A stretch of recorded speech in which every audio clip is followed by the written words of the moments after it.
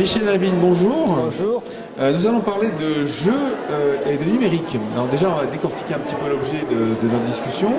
Dans l'éducation, quand on parle de jeux numériques, il s'agit de quoi? Alors dans les jeux numériques, il y a eu divers types d'applications qui ont existé au cours de la courte histoire du numérique. Et donc aujourd'hui, moi je parlerai surtout de deux périodes qui sont la période du ludo-éducatif, qui est plutôt les années 90, et une période plus contemporaine avec les serious games. On parle aussi beaucoup de gamification, mais c'est un peu autre chose. Donc ce qui est spécifiquement pour l'éducation, c'est plutôt actuellement les serious games. Alors en fait, concrètement, à quoi ça sert? Parce que pourquoi on en parle et pourquoi on les utilise? Alors pourquoi on en parle? Les origines de tout ça, c'est que d'abord dans les années, on peut dire 70-80, il y a eu un certain engouement pour le passage à des pédagogies plus actives. Et parmi ces pédagogies actives, on a souvent parlé de jeux comme d'un moyen d'éduquer et de mobiliser les apprenants.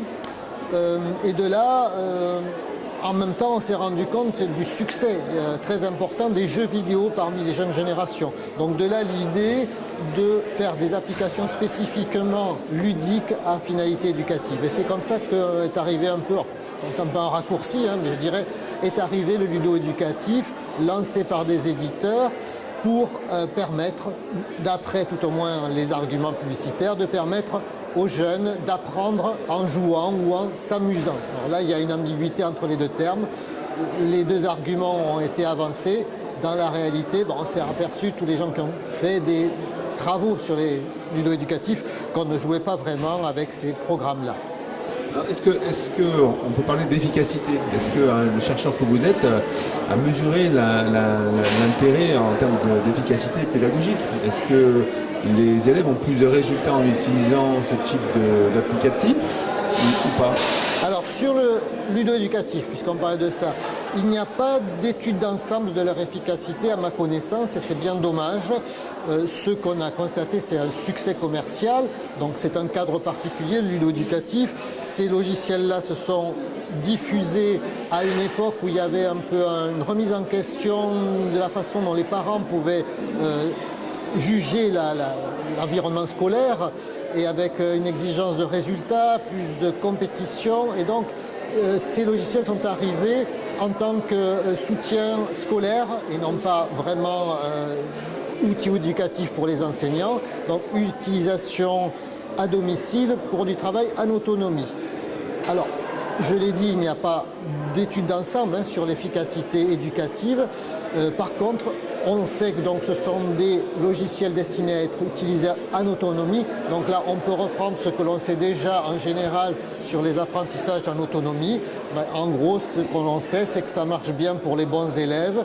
Et par contre, pour ceux qui ont déjà un problème avec l'école, ça ne marche pas parce qu'ils sont reconfrontés aux problèmes qu'ils ont durant l'école et ils n'ont pas de médiateur humain, sauf si les parents sont là pour aider, pour faire rentrer dedans et pour que ça fonctionne. Au-delà de l'apprentissage en autonomie, la spécificité des jeux, c'est qu'on joue. Donc est-ce qu'on peut apprendre en jouant? Est-ce que c'est pas aussi une question qui doit être posée? Alors là, ça pose la question plus générale. Donc, je n'ai pas parlé des serious games. Avec les serious games arrivent d'autres cadres de production d'une part, mais aussi d'usage, avec des usages assez indéterminés. Mais certains serious games peuvent être destinés à un usage en classe. Alors pour autant, est-ce que ce sont vraiment des jeux? Donc moi, j'ai pas mal travaillé là-dessus. Je constate, alors je dirais d'une façon très résumée, que d'une façon générale, la perception ludique de ces applications est faible. Et alors d'une façon très schématique, plus la perception ludique est élevée, plus on s'éloigne des objectifs éducatifs et moins on aura la possibilité d'avoir une efficacité pédagogique. Alors c'est très schématique. Après, il faudrait détailler parce que c'est pas si simple. Donc moi, le message général qui ressort de mes travaux, c'est que il ne faut pas s'engouffrer d'une façon naïve dans le jeu en pensant que dès que l'on joue, on apprend. Ce n'est pas vrai et ce que l'on apprend d'abord en jouant, c'est on apprend à jouer. Mais ces compétences-là ne sont pas forcément transférables sur des compétences attendues en matière scolaire. Est-ce que ça dépend de la... Et après on en finira, on aurait pu conclure sur ce mot. Est-ce que ça dépend de la fabrication des jeux ou des serious games? Quand on parle de jeux sérieux, il y a à boire et à manger. On peut démarrer sur un applicatif qui a une enveloppe un peu corporelle, ludique, mais qui se résume à des QCM, ou carrément un jeu immersif en 3D où effectivement on va jouer. Est-ce que c'est la scénarisation qui manque? Est-ce que le secteur n'est pas en décalage, ou est-ce que c'est trop cher de faire quelque chose d'abouti pour apprendre réellement? Alors là, il y a plusieurs réponses, hein. C'est vrai que en premier lieu, il y a le produit, la structure du produit, qui pourrait être plus ou moins ludique, plus ou moins éducative, avec cette tension, hein, que j'ai constatée entre le jeu et les objectifs pédagogiques. En gros, plus on est pédagogique, moins on est ludique, plus on est ludique, moins la pédagogie risque de fonctionner. Bon, ça, c'est une vision très générale. Ensuite, il y a effectivement la qualité des produits. La qualité des produits, le problème des serious games, c'est que leur mode de production en général ne dispose pas des financements dont disposent les jeux, qui ont des financements considérables. Donc lorsque les apprenants vont être confrontés à ces jeux, somme toute très sommaires, très limités par rapport à des vrais jeux, ils vont être très déçus, et donc rien que sur cet aspect, l'aspect ludique risque de ne pas fonctionner. Donc ça, c'est les problèmes liés spécifiquement à la construction du produit.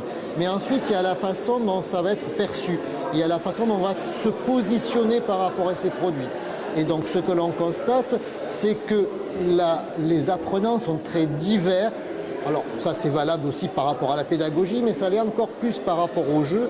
C'est-à-dire, ce que nous percevons comme jeu ou pas est très divers d'un apprenant à un autre. Par conséquent, on ne peut jamais être sûr que quelque chose qui est présenté comme un jeu sera réellement pratiqué et perçu comme un jeu. Et donc là, il y a divers travaux qui ont montré que pour le même produit logiciel, certains pourront s'y engouffrer en jouant réellement avec, et d'autres par contre vont le ressentir comme un travail ennuyeux au même titre qu'une tâche scolaire très traditionnelle.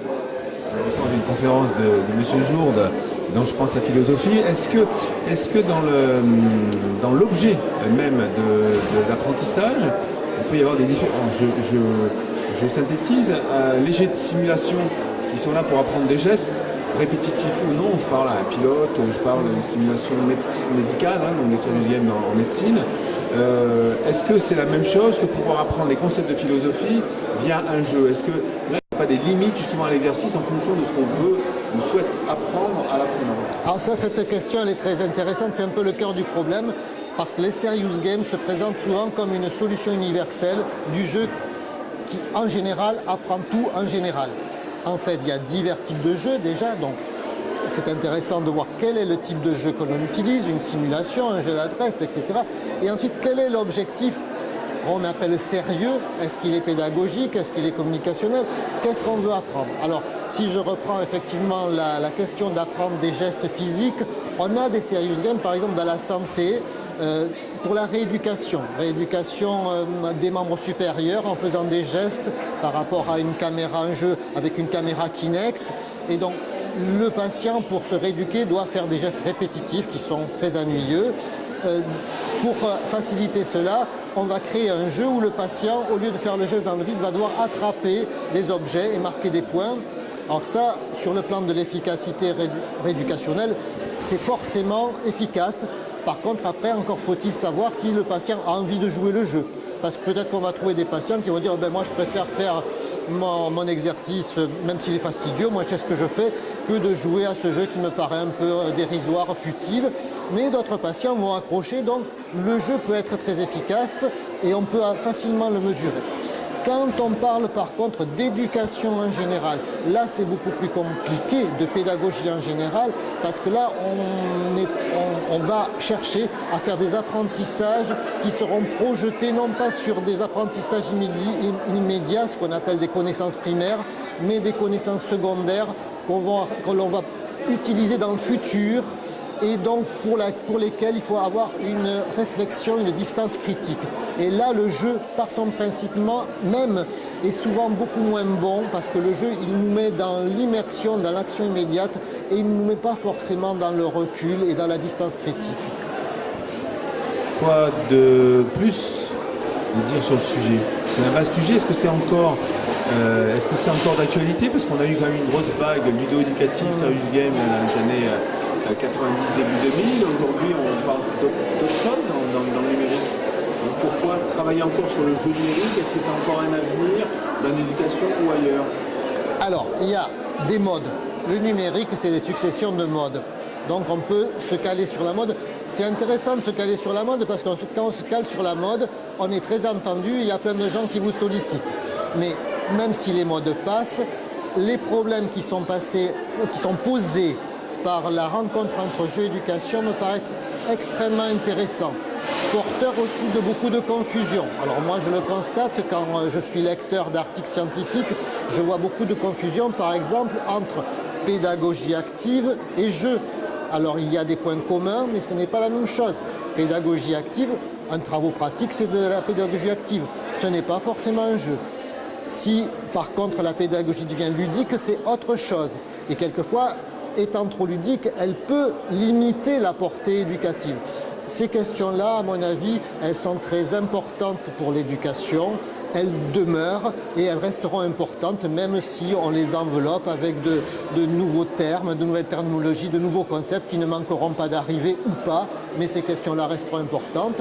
Et alors moi, par contre, par rapport spécifiquement à mon travail de chercheur, elle s'appuie sur tout ce qui concerne les recherches sur le jeu qui sont très actives actuellement internationalement, mais aussi en France, autour de certains laboratoires, de certaines publications, dont entre autres la revue Sciences du jeu qui est diffusée en ligne et qui traite de ces problématiques et dans lequel je me suis récemment investi en dirigeant un numéro. Donc toutes ces problématiques-là, elles vont continuer à mobiliser la communauté scientifique et je pense à être toujours très fructueuses. Merci. Avec plaisir.